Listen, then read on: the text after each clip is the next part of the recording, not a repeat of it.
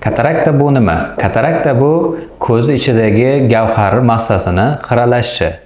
Sog'lom odamda ko'zi ichida gavhar mavjud bo'lib, bu gavhar asosiy vazifasi nurni sindirish va tashqi tomondan tushayotgan tasvirni to'r pardaga yo'naltirishdir. Ana endi bu gavharni ichki massasi xiralashishi natijasida tashqaridan tushayotgan tasvirni to'r pardaga to'liq yetib bora olmasligi yuzaga keladi. Bunda nima bo'ladi? Bunda bemorlarda asosiy shikoyat bu ko'z oldida tuman paydo bo'lishi va ko'rishni xiralashishidir.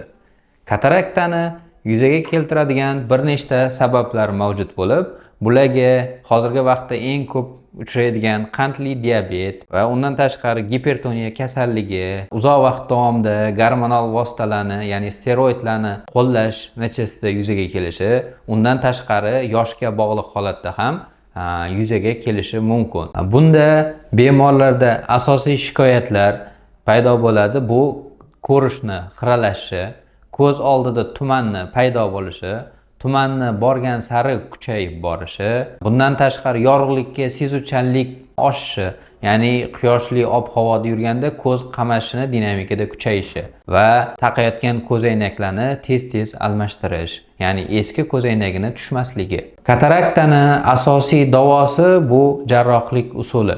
Jarrohlik usuli deyilganda gavhar ichki qismidagi o'sha xiralashgan massa olib tashaladi, uni o'rniga sun'iy gavharlar qo'yiladi. Hozirgi vaqtda sun'iy gavharlarni turlari juda ham ko'p va bular sizga ko'rish sifatingizni yanada yaxshilashga, bir vaqtni o'zida ham uzoqni, ham o'rtani, ham yaqinni ham ko'rishga yordam beradi.